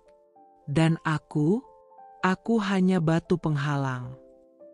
Laras, kamu jangan bicara kayak gitu. Kenapa? Kenapa aku gak boleh? Suaraku meninggi. Aku istrimu, Radit, istrimu. Tapi kamu malah tidur dengan sekretarismu. Sembunyi-sembunyi, membelikan dia gaun, apartemen, semuanya. Dan kamu bilang ini semua karena kamu mau anak. Radit berdiri, mencoba mendekatiku. Tapi aku mundur. Jangan sentuh aku, kataku dengan suara gemetar. Laras, kamu wanita baik. Tapi kita gak bisa terus begini. Aku lelah berbohong. Lelah pura-pura bahagia di rumah yang hampa suara anak kecil. Mitha memberiku harapan. Aku tersenyum getir. Dan aku tidak pernah memberi kamu harapan, ya? Bukan itu maksudku. Lalu apa? Apa maksudmu, Radit? Aku menatapnya lekat-lekat. Apa kamu pernah memikirkan aku? Perasaanku? Ketakutanku setiap bulan saat menstruasiku datang lagi? Rasa sakitku saat tes kehamilan lagi-lagi gagal? Kamu pikir aku tidak hancur setiap kali dokter berkata rahimku lemah? Tapi kamu justru pergi dan tidur dengan perempuan lain. Aku manusia biasa, Laras, ucapnya datar. Aku punya kebutuhan, aku punya impian. Dan aku bukan manusia, suaraku parau. Apa artinya semua janji kita dulu? Saat kamu bilang akan menerimaku, apapun kondisiku. Radit terdiam. Bahkan ia tidak bisa menyangkal. Aku menghapus air mata dengan punggung tangan. Lalu, kapan kalian menikah? Minggu depan. Di Bali, katanya lirih. Aku sudah ajukan cuti ke kantor. Aku mengangguk pelan. Baiklah, ucapku sambil menarik napas panjang. Kalau begitu, silakan. Nikahilah dia, tapi jangan pernah kembali ke rumah ini. Laras. Tidak perlu. Aku tidak ingin jadi istri pertama yang harus pura-pura kuat saat suaminya memamerkan istri barunya. Aku tidak butuh simpati dari orang-orang. Aku hanya ingin martabatku utuh. Radit tampak gamang. Aku akan tetap beri kamu nafkah. Rumah ini tetap milikmu. Aku tidak akan lepas tanggung jawab. Aku menatapnya penuh kecewa. Kau sudah melepas yang paling penting, Radit. Kau sudah melepas hati dan kesetiaanku. Nafkah tak bisa membeli harga diriku. Ia menunduk. Pergilah, kataku akhirnya, sambil mengangkat gaun itu dan meletakkannya kembali ke tangannya. Ini miliknya, bukan milikku. Radit mengambil gaun itu dengan berat hati. Ia berjalan menuju pintu, tapi sempat berbalik sebentar. "Maafkan aku." Aku tidak menjawab. Pintu tertutup. Dan detik itu juga, aku tahu, aku bukan lagi seorang istri. Tapi aku juga bukan pecundang. Aku hanya perempuan yang patah, tapi mulai menyusun kembali serpihannya sendiri. Hari itu, rumah yang biasanya sepi dipenuhi suara langkah dan bisikan. Aku baru saja selesai membuat teh saat deretan mobil berjejer di halaman depan. Satu persatu anggota keluarga Radit turun. Ibu mertuaku, Pak Tono, ayah Radit, 2 adik iparku, dan bahkan bibinya yang jarang sekali datang kecuali ada hajatan besar. Dadaku berdegup kencang. Aku tahu, kedatangan mereka bukan untuk silaturahmi. Aku berdiri di depan pintu, mencoba menampilkan wajah tenang. Tapi tanganku gemetar, menggenggam cangkir teh yang panasnya tak lagi terasa. Ibu mertua melangkah lebih dulu, dengan gaun brokat coklat muda yang sering ia pakai ke acara arisan. Wajahnya tegas, seperti seseorang yang datang untuk menghakimi, bukan menenangkan. "Assalamualaikum," ucapnya tanpa senyum. "Waalaikumsalam, Bu," jawabku pelan. Kami duduk di ruang tamu. Tak ada sapaan hangat, tak ada pertanyaan kabar. Hanya udara dingin yang menggantung di antara kami, meski siang itu matahari bersinar terik. "Aku minta bicara baik-baik, Laras," kata ibu mertua membuka suara. Ia menatapku, bukan dengan mata seorang ibu, tapi seperti penilai di ruang sidang. Aku mengangguk. Kakiku lemas, tapi kubiarkan diriku tetap duduk.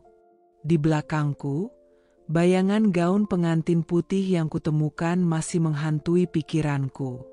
Kata-kata Radit semalam terus menggemuruh di telinga, "Aku akan menikah lagi. Mitha hamil." Pak Tono, pria parubaya dengan suara berat dan kaku, menatapku dari balik kacamata tuanya. "Kami sudah tahu semuanya dari Radit. Maafkan kami harus datang seperti ini. Tapi ini demi kebaikan bersama." Aku diam. Lidahku keluh. Hatiku seperti diiris perlahan-lahan. "Kami tidak membencimu, Laras," lanjut ibu mertua. "Kau sudah menjadi bagian dari keluarga ini selama 6 tahun. Tapi Radit, dia lelaki. Dia butuh keturunan. Dan kau belum bisa memberikannya." Mataku mulai panas.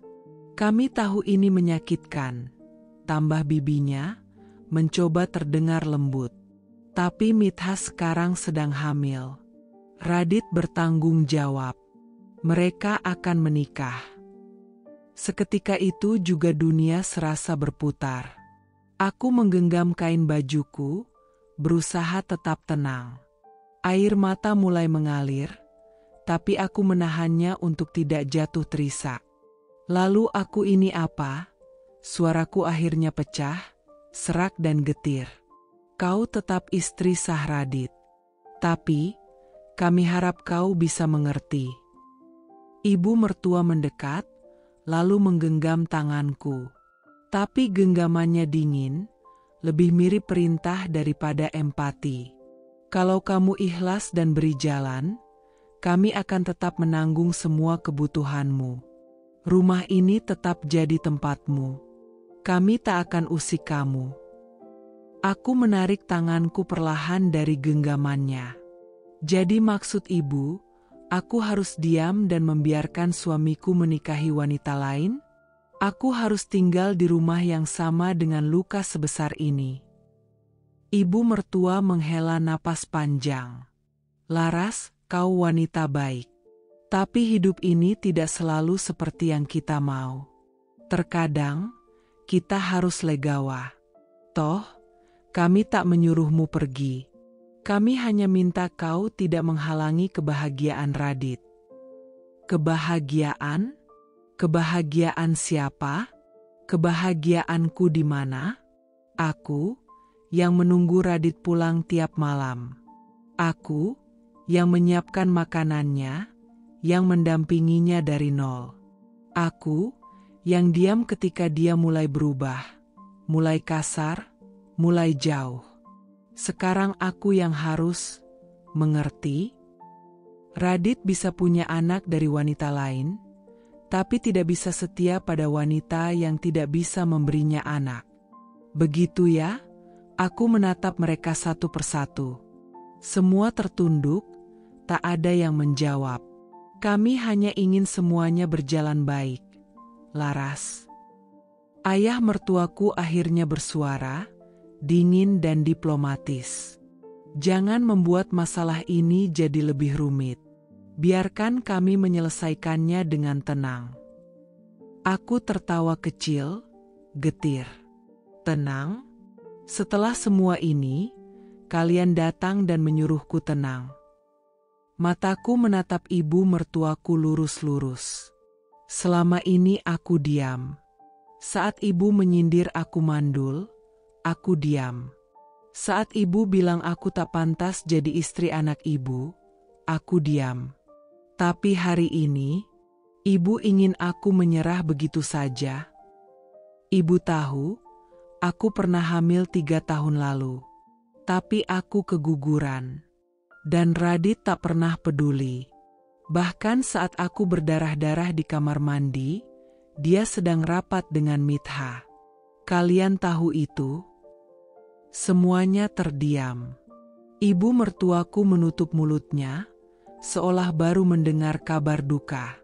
Tapi aku tak tahu, apakah itu penyesalan atau sekadar keterkejutan.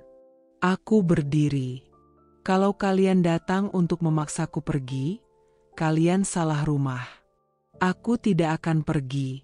Aku tidak akan menyerahkan pernikahan ini begitu saja, bukan karena aku tak tahu diri, tapi karena aku ingin kalian tahu bahwa aku bukan perempuan yang bisa diinjak lalu dibuang. Adik iparku berbisik pelan, Laras, tolong jangan buat ini jadi drama. Aku menoleh padanya, mataku tajam. Ini bukan drama. Ini hidupku. Lalu aku menatap semuanya. Aku ingin kalian pulang sekarang. Aku butuh waktu. Tapi jangan pernah datang ke rumah ini dan menyuruhku, mengerti, sementara tidak satu pun dari kalian mencoba memahami apa yang aku rasakan. Tak ada yang bersuara. Ibu mertuaku tampak ingin protes, tapi bibinya menahan lengannya. Perlahan, satu persatu mereka berdiri dan berjalan keluar. Tak ada pelukan, tak ada kata maaf. Hanya keheningan yang lebih tajam dari penghinaan. Saat pintu tertutup, aku terduduk di lantai. Cangkir teh yang sejak tadi kubawa pecah di tangan, melukai telapak tanganku. Tapi rasa sakitnya tidak sebanding dengan luka di dalam dada ini. Aku menangis. Bukan karena kalah, tapi karena ternyata cinta bisa dikalahkan oleh tuntutan darah, oleh keinginan akan keturunan, oleh keluarga yang tak pernah benar-benar menerimaku. Di antara tangisanku, aku berbisik pada diriku sendiri, aku akan bangkit. Tapi bukan untuk mereka, untuk diriku. Karena satu-satunya orang yang benar-benar memperjuangkanku, hanyalah aku sendiri. Hari itu, aku berdiri di depan kantor Radit. Hawa panas siang hari membakar kulit, tapi tidak sepanas hatiku. Dadaku sesak, penuh amarah, penuh luka yang belum sempat sembuh. Aku menunggu wanita itu, Mitha Pranadia, dengan semua keberanian yang tersisa dalam diriku. Aku tahu aku tak akan menang jika ini soal penampilan. Aku dengan gamis dan wajah tanpa riasan.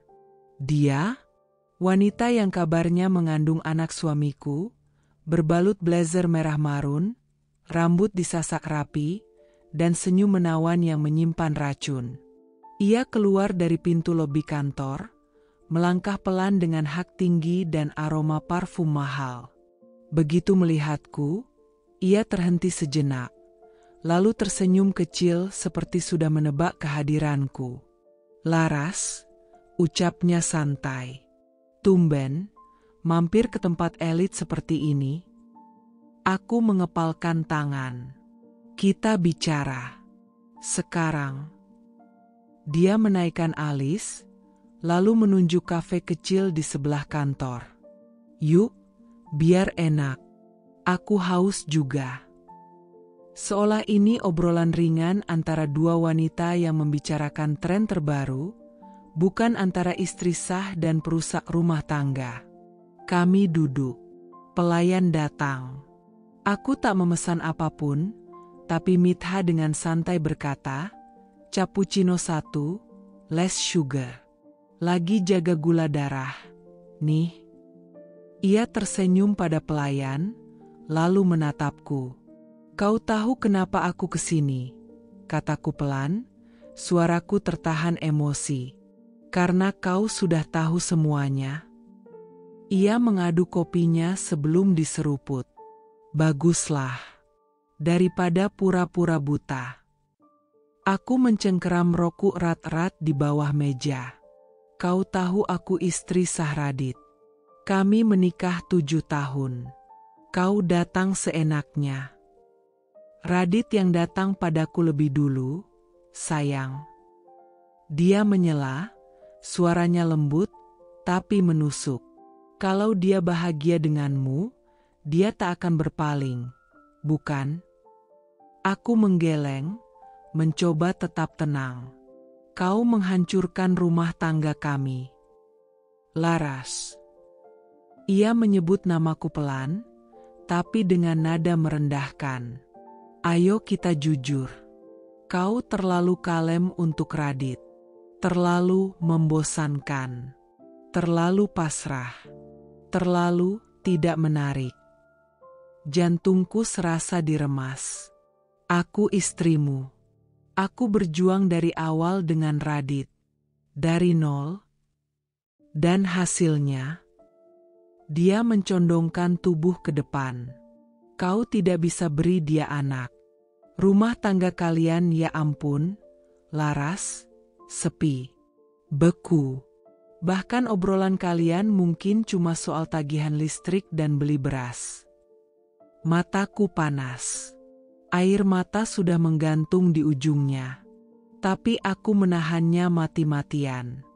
"Radit bilang dia merasa hidup kembali saat bersamaku," lanjut Mitha, dengan senyum licik yang seolah-olah itu sebuah medali kehormatan. Kami tertawa. Kami bergairah. Kami bicara tentang masa depan. Dan sekarang, ia menepuk perutnya yang belum membuncit. "Kami akan jadi keluarga." Aku berdiri. Kursi bergeser kasar, membuat orang-orang di sekitar menoleh. Tapi aku tak peduli. "Kau pikir ini semua lucu?" tanyaku, suaraku gemetar. Mengambil suami orang, lalu menertawakan istrinya di depan umum. Mitha berdiri pula. "Lucu? Tidak. Tapi menyenangkan." Ia menatapku lekat-lekat. "Kau kalah, Laras.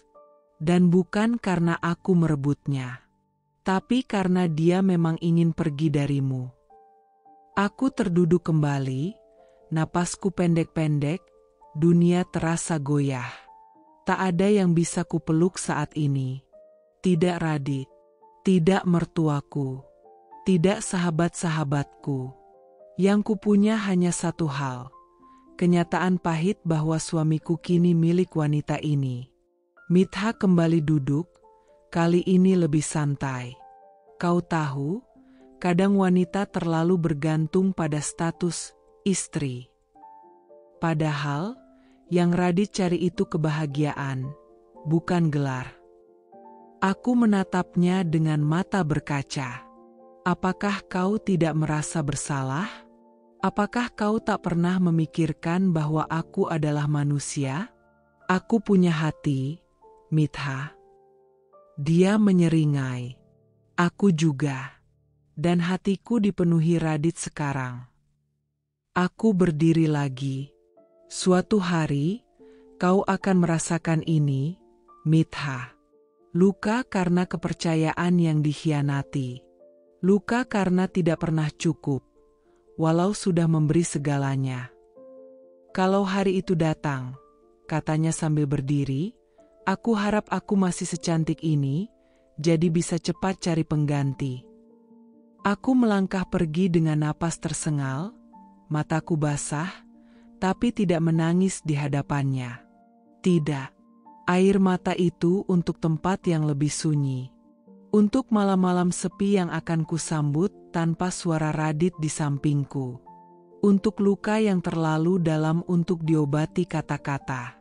Aku berjalan ke halte, duduk sendiri, dan saat bus datang dan jendelanya menampilkan bayangan diriku, aku hampir tak mengenal perempuan yang ada di sana. Mata bengkak, wajah lelah, tapi ada sesuatu yang perlahan muncul, kemarahan yang membara. Aku akan bangkit. Entah bagaimana caranya. Tapi aku tahu satu hal, aku tidak akan dibiarkan jatuh serendah ini tanpa perlawanan. Kau boleh pulang, Nak. Tapi tak semua luka bisa sembuh hanya dengan pulang. Aku berdiri di depan rumah masa kecilku dengan langkah gontai. Dindingnya masih sama, kusam, retak, dan sederhana. Tapi untuk pertama kalinya dalam hidupku, rumah ini terasa seperti satu-satunya tempat yang tidak akan mengusirku, meski aku pulang dalam keadaan hancur. Ayah membukakan pintu. Ia hanya diam menatapku, seolah luka yang menganga di mataku sudah menjelaskan segalanya. Tanpa kata, ia memelukku. Hangat tubuhnya yang renta membuat dinding pertahananku runtuh. Aku menangis. Di pelukannya, seperti anak kecil yang tak bisa menjelaskan mengapa dunia begitu kejam padanya. Ibu menyusul dari dapur. Ia tidak bertanya apa-apa. Hanya mengambil tas dari tanganku dan berkata, "Mandi dulu, Laras. Airnya sudah ibu panaskan." Dan hanya itu. Tak ada tanya. Tak ada desak. Hanya kehadiran yang sunyi tapi penuh makna. Malam itu, aku tidur di kamar lamaku. Tempat tidur kayu yang berderit, rak buku tua yang masih menyimpan majalah remaja zaman SMA, dan tirai jendela berwarna biru langit yang mulai memudar. Di sini, semuanya membawaku ke masa lalu, ke saat-saat sebelum aku mengenal pengkhianatan dan luka bernama pernikahan. Namun meski tubuhku terbaring, pikiranku tetap terjaga. Seperti jarum jam yang tak pernah lelah berputar, aku memikirkan kembali semua yang telah terjadi. Radit, nama itu seperti duri dalam tenggorokanku. Tak bisa kutelan, tapi juga tak bisa kusingkirkan. Aku memutar kembali ucapan terakhirnya. Aku akan menikah lagi, Laras. Mitha hamil. Seolah aku hanyalah serpihan masa lalu yang bisa disingkirkan dengan alasan keturunan. Seolah pengorbananku, cintaku, kesetiaanku tak berarti dibandingkan dua garis merah di alat uji kehamilan wanita lain. Tangisku pecah lagi malam itu. Tapi tak ada suara. Hanya isak pelan dan bantal yang basah. Kadang, air mata bisa menjadi doa yang paling jujur. Pagi harinya, ibu membuatkan teh hangat dan singkong rebus kesukaanku. Ia duduk di depanku, menatapku lama sebelum berkata, "Kalau kamu ingin cerita, ibu siap dengar.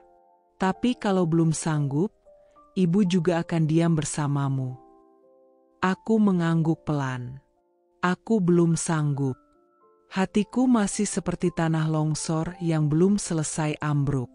Belum ada ruang untuk bercerita, hanya reruntuhan yang masih berdebu. Ayah di halaman sedang menyiram bunga. Melihatnya dari jauh, aku ingat masa kecilku saat aku duduk di pundaknya, tertawa karena ia pura-pura jadi kuda. Ayah yang dulu kuat dan kokoh itu kini lebih sering batuk dan jalannya mulai pelan. Tapi sorot matanya masih sama, tegas, tulus, dan teduh. Kamu boleh gagal dalam rumah tangga, Laras. Tapi kamu tidak gagal sebagai manusia. Kalimat itu dikatakannya saat kami duduk berdua di teras sore hari. Aku menatap hamparan sawah di kejauhan. Angin desa membawa aroma basah dari tanah yang baru disiram hujan. Aku mengangguk, tapi hatiku belum percaya. Hari-hari berlalu. Aku mencoba kembali menjalani hidup di desa. Membantu ibu di dapur, menyapu halaman, bahkan kadang ikut ayah ke kebun. Tapi semuanya kulakukan dengan setengah hati. Karena hatiku masih tertinggal di Jakarta. Tertinggal di apartemen itu, di balkon tempat Radit memeluk Mitha. Suatu malam, saat bulan purnama menggantung di langit, ibu datang ke kamarku. Ia membawa buku doa dan duduk di sampingku. Kamu tahu, dulu ibu juga pernah hampir ditinggal ayah, katanya pelan. Aku menoleh, kaget. Ibu pernah sakit keras. Dokter bilang ibu tidak bisa punya anak. Keluarga ayah datang, minta ayah nikah lagi. Tapi ayah menolak. Dia bilang, kalaupun kami tak punya anak, aku tetap mencintai istri yang kupilih. Air mataku mengalir tanpa disuruh. Bedanya, kamu tidak punya ayah seperti ayahmu di hati Radit. Aku tertunduk. Perihnya lebih dalam daripada pisau. Ibu menggenggam tanganku. Laras, kamu boleh sedih. Tapi jangan biarkan dia mengambil semua dirimu. Sisakan sedikit saja untuk membangun dirimu kembali. Seminggu setelah aku di rumah, salah satu tetangga datang. Mereka tahu aku pulang. Dan seperti biasa, bisik-bisik mulai beredar. Katanya suaminya nikah lagi karena dia mandul. Ya? Kasihan, cantik-cantik tapi nggak bisa kasih keturunan. Makanya jangan terlalu nurut sama suami, nanti ditinggal. Desa kadang lebih kejam dari kota. Luka batin tak cukup membuat orang diam. Mereka ingin tahu, ingin menggali lebih dalam. Padahal yang sedang mereka korek adalah luka terbuka. Aku mencoba mengabaikan semuanya. Tapi setiap bisik-bisik di warung atau lirikan sinis di jalan membuatku merasa seperti mayat hidup. Aku ada, tapi tak benar-benar dihidupkan. Satu sore, aku duduk di pinggir sawah. Langit oranye, suara jangkrik mulai terdengar. Aku menulis di buku kecil, seperti yang dulu kulakukan sebelum menikah. Menulis puisi, menuliskan rasa yang tak bisa dibagikan. Aku pulang ke rumah, tapi rumah yang sebenarnya telah roboh. Aku pulang ke orang tuaku, tapi sebagian hatiku masih tersesat di pelukan pengkhianat. Aku pulang untuk mencari siapa aku, setelah semua direnggut dari namaku. Aku bukan lagi istri Radit, tapi aku belum tahu siapa aku sekarang. Dan itu lebih menakutkan dari sekadar status. Beberapa hari kemudian, ayah mengajakku ke warung kopi Pak Darto. Bukan untuk minum kopi, tapi bertemu temannya yang butuh bantuan administrasi.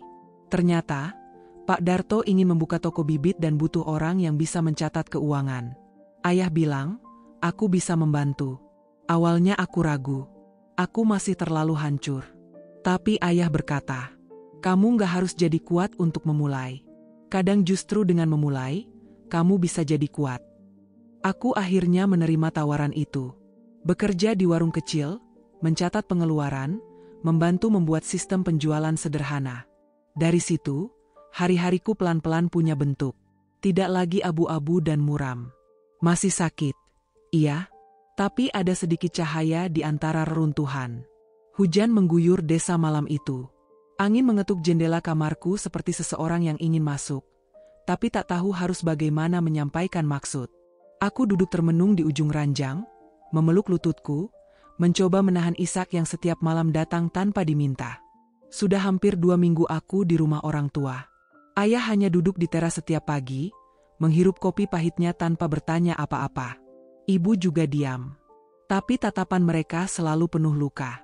Aku tahu, mereka tahu segalanya. Tapi mereka memilih mendiamkannya. Mungkin karena mereka tahu, tidak ada kata-kata yang cukup mampu menyembuhkan perempuan yang patah di tempat paling dalam. Pagi itu, suara motor berhenti di depan rumah. Aku tak bergerak dari kamarku. Bahkan ketika suara langkah cepat mendekat, aku masih menyelubungi diriku dengan selimut tipis yang sudah bau apek air mata. Laras, suara itu terdengar tegas dan familiar. Tika, sahabatku. Satu-satunya teman dari masa kuliah yang selalu ada. Aku tak menjawab. Tika membuka pintu kamarku tanpa permisi. Seperti biasanya. Dia melihatku yang terbaring lemah, rambut awut-awutan, wajah pucat dan sembab. Lihat kamu, katanya lirih, namun nadanya dipenuhi amarah. Ini bukan Laras yang aku kenal. Aku memejamkan mata. Tika, tolong. Aku lelah. Lelah? Kamu baru saja ditikam dari belakang, ditampar harga dirimu, dan kamu cuma mau menangis di kamar orang tuamu. Aku menarik napas berat, mencoba menyembunyikan luka yang sudah tak bisa kututup. Tapi Tika bukan orang asing. Dia duduk di ujung ranjangku, menggenggam tanganku yang dingin. Dia menghancurkan hidup kamu, Ras. Dan kamu mau membiarkannya terus bahagia dengan perempuan itu. Aku, suaraku parau. Aku udah kalah. Tik, dia mau nikah sama Mitha. Dia mau punya anak. Aku nggak bisa apa-apa. Tika menggenggam tanganku lebih kuat. Dengar ya, kamu bukan kalah. Kamu cuma lagi jatuh. Tapi kamu bisa bangkit. Laras yang aku kenal dulu selalu kuat. Kamu bukan perempuan lemah yang diam saat diinjak. Aku menatap mata Tika, mencoba mencari sedikit cermin dari diriku yang dulu. Tapi aku hanya melihat bayangan buram perempuan yang telah kehilangan segalanya. Aku capek, Tik. Aku tahu. Tapi kamu harus berdiri. Berdiri bukan buat Radit. Tapi buat kamu sendiri. Buat harga dirimu. Kamu harus tunjukkan ke mereka bahwa kamu bukan perempuan yang bisa disingkirkan seenaknya. Aku diam. Air mata kembali jatuh. Tapi kali ini bukan air mata pasrah. Ada rasa marah di dalamnya. Rasa yang selama ini kupendam terlalu dalam, hingga nyaris kubunuh. Apa yang harus aku lakukan? Tanyaku lirih. Tika menatapku tajam. Pertama, berdiri. Mandi. Rapikan dirimu. Aku akan bawa kamu ke kota. Kita mulai lagi. Dari awal. Aku nggak punya apa-apa lagi, Tik. Aku bukan siapa-siapa. Tika menggeleng. Kamu punya dirimu sendiri, Laras. Dan itu cukup. Percayalah. Kamu pikir Mitha itu siapa? Dia cuma perempuan yang tahu cara memikat lelaki. Tapi kamu perempuan sejati. Kamu setia, kamu tulus, kamu berharga. Aku memeluk Tika. Tangis yang kutahan pecah. Tapi kali ini bukan tangis lemah. Ini tangis kelegaan. Tangis karena ada seseorang yang masih percaya bahwa aku bisa berdiri lagi. 2 hari kemudian, aku berdiri di depan cermin. Rambutku dipotong sebahu. Aku memakai kemeja putih sederhana dan celana panjang hitam. Wajahku masih menyimpan sisa luka, tapi setidaknya aku tidak lagi terlihat seperti puing. Tika membawaku ke kota. Kami tinggal sementara di apartemen milik kakaknya yang sedang keluar negeri. Dia memberiku waktu untuk bernapas. Kami berbicara panjang malam-malam berikutnya. Tentang rencana. Tentang langkah baru. Kamu bisa mulai dari sini, katanya sambil memberiku map berisi proposal bisnis kecil. Aku tahu kamu dulu suka bikin kue. Kenapa nggak kamu coba buka usaha kecil? Aku bantu modal. Jangan tolak. Anggap ini hadiah dari sahabatmu. Aku menatapnya tak percaya. Tika. Sudah. Jangan banyak alasan. Aku nggak mau lihat kamu jatuh lagi cuma karena lelaki brengsek itu. Aku mengangguk pelan. Entah bagaimana, kata-kata Tika seperti tangan yang menarikku dari jurang. 3 minggu berlalu. Aku mulai membuat kue-kue kecil. Titip di warung kopi dekat apartemen. Responnya bagus. Bahkan beberapa mulai pesan lewat WhatsApp. Dan malam itu, sambil menyusun loyang, aku berkata pelan pada Tika, "Terima kasih." Tika tersenyum. "Sudah kubilang, kamu cuma perlu satu orang yang percaya. Sekarang kamu sudah berdiri. Besok kamu akan berlari. Dan suatu hari, kamu akan membuat mereka menyesal karena pernah meremehkanmu." Aku mengangguk. Untuk pertama kalinya, aku percaya bahwa luka ini bukan akhir. Tapi awal dari siapa aku sebenarnya. Aku kembali ke kota dengan hati yang berdebar, membawa semangat dari Tika. Tidak lagi sebagai istri yang disingkirkan, tapi sebagai perempuan yang menolak diinjak-injak. Aku menyusun rencana diam-diam. Mengamati dari jauh. Menunggu celah. Radit dan Mitha terlalu lengah. Mereka pikir aku sudah habis. Mereka pikir aku akan diam seperti boneka rusak yang disingkirkan ke sudut. Tapi mereka salah.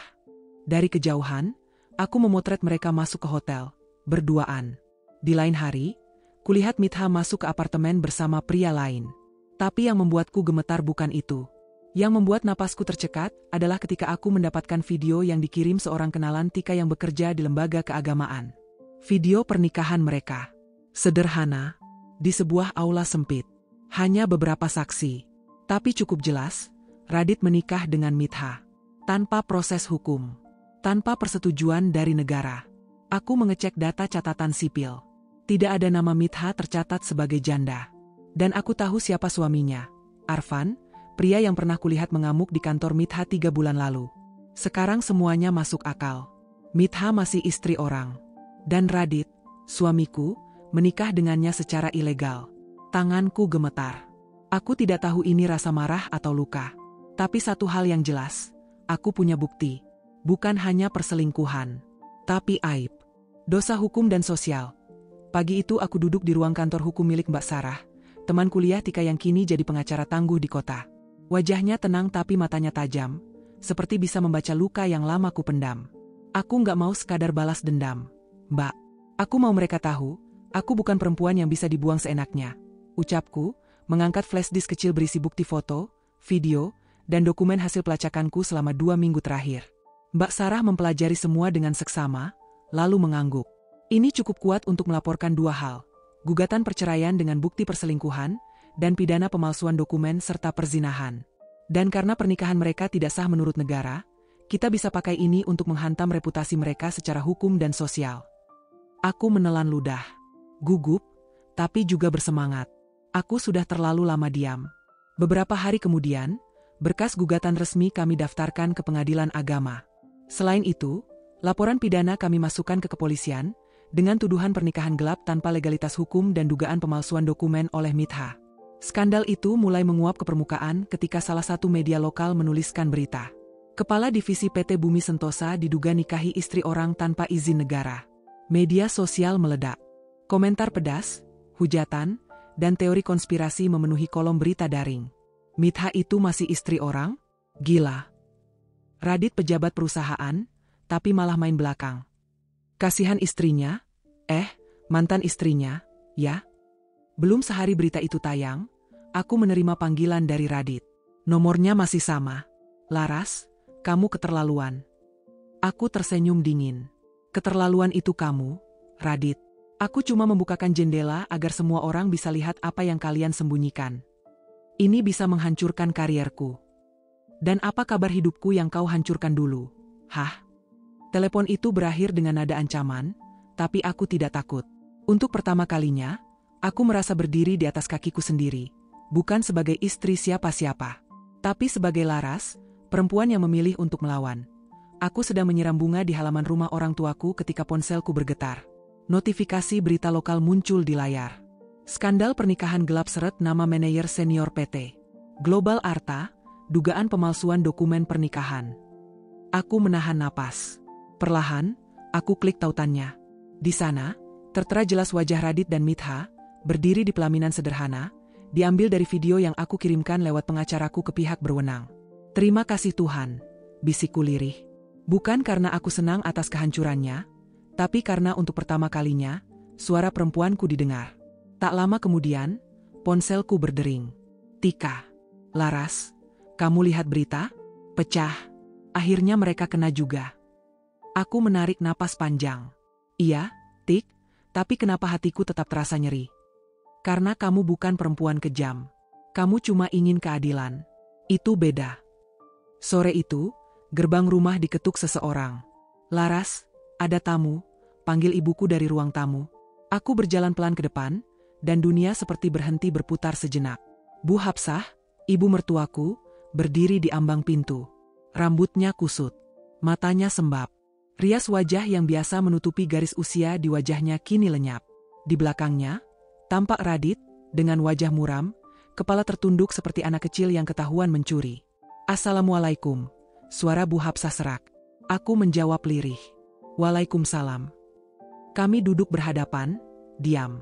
Ketegangan di udara begitu pekat, hingga suara jam dinding pun terasa seperti dentuman bom.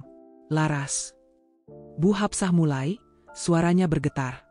Kau tahu kami salah. Aku juga salah. Dulu aku pikir, kau tak cukup. Tapi sekarang aku sadar, kamulah satu-satunya yang benar-benar mencintai anakku, tanpa syarat.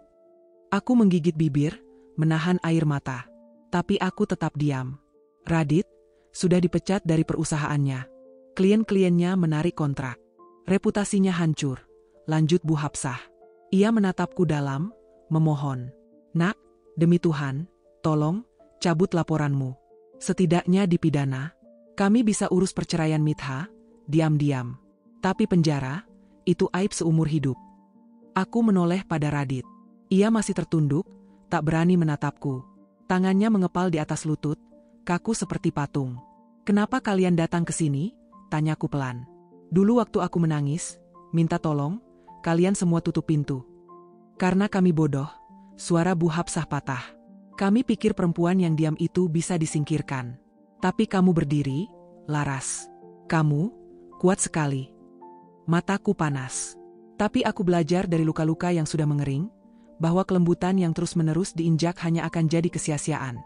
Kalau kalian datang ke sini untuk minta aku mencabut laporan.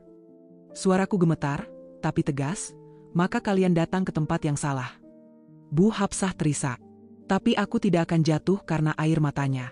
Sudah terlalu lama aku jadi perempuan yang dipaksa diam, dituntut mengalah, disalahkan atas rahim yang sunyi, dipukul oleh takdir dan diadili oleh mertua sendiri. Laras.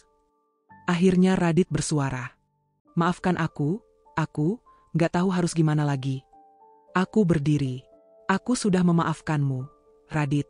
Tapi memaafkan bukan berarti membiarkanmu lari dari tanggung jawab. Kita semua harus belajar. Bahkan kalau caranya menyakitkan. Aku menoleh ke ibu mertuaku yang kini terisak sambil menutup wajahnya. Dan kau, Bu Hapsah, seharusnya dari dulu kau tahu, bahwa kekuatan seorang perempuan bukan di rahimnya, tapi di hatinya. Aku melangkah pergi meninggalkan mereka di ruang tamu. Kali ini, bukan karena aku kalah, tapi karena aku menang, dengan caraku sendiri. Aku bukan istrimu lagi, Radit. Tapi aku akan jadi perempuan yang tak bisa kalian singkirkan begitu saja. Aku Laras. Perempuan yang dulu diam, kini bersuara. Dan suaraku, menggetarkan segalanya. Langit sore itu kelabu.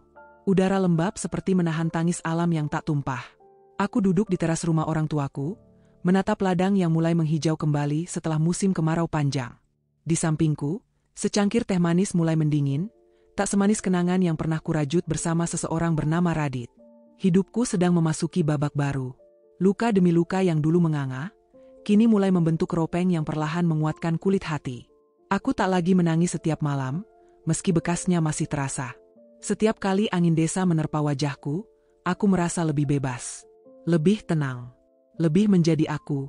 Namun sore itu, langkah kaki yang asing membuyarkan semuanya. Laras. Suara itu. Suara yang masih hafal oleh tubuhku, meski jiwaku sudah menolaknya. Aku menoleh perlahan. Sosok lelaki yang dulu kucintai kini berdiri di depan pagar bambu rumah ayahku. Kusut. Kusam. Dan yang paling menyedihkan, hancur. Radit. Dia berjalan tertatih, tak ada lagi jas rapi atau parfum mahal yang menempel di tubuhnya. Hanya kaos lusuh, celana jeans robek, dan mata sembab yang bicara banyak hal.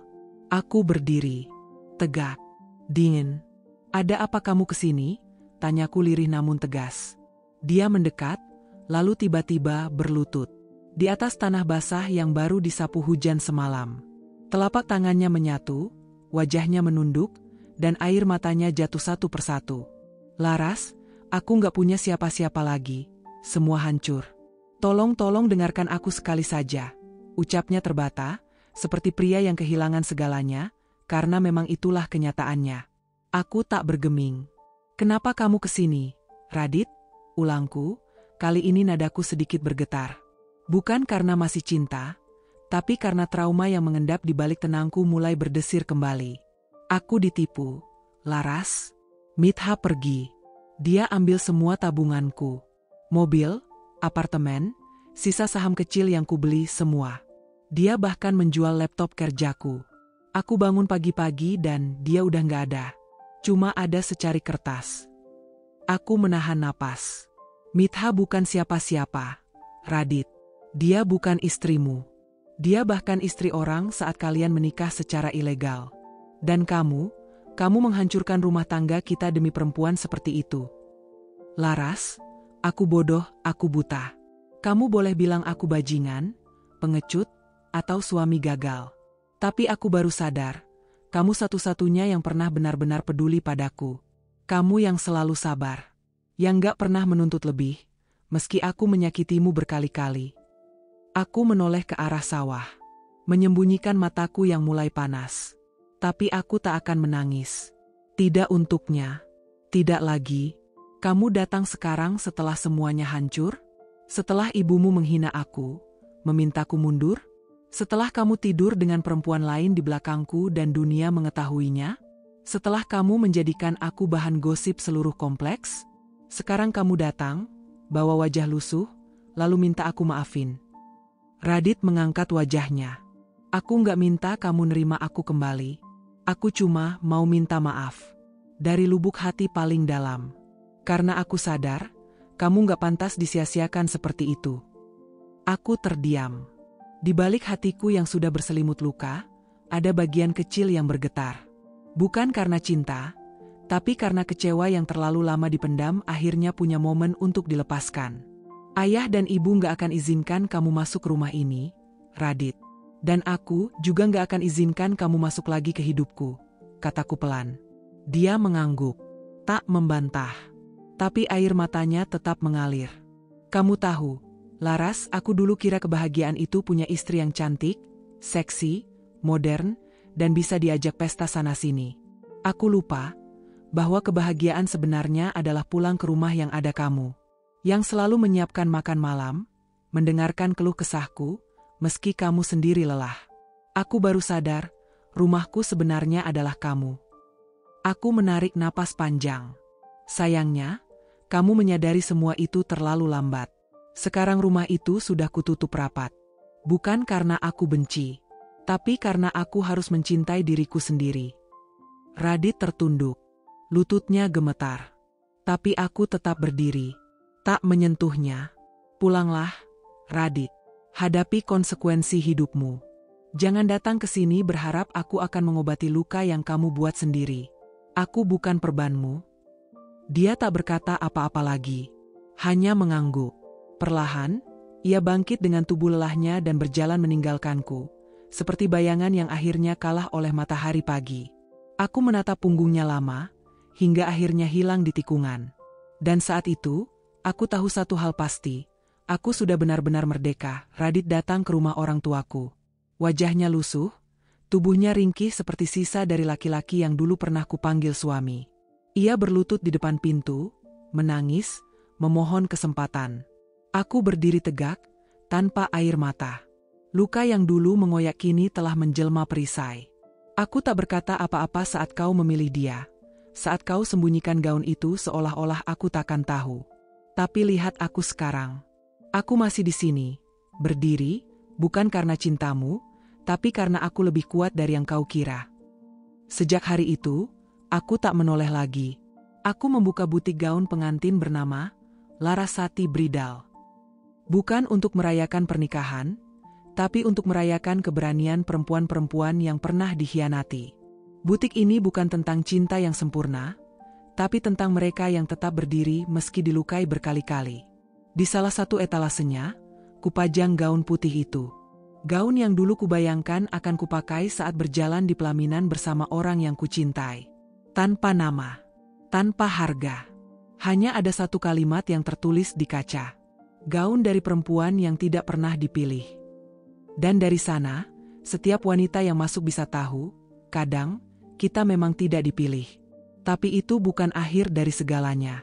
Itulah awal kita memilih diri kita sendiri.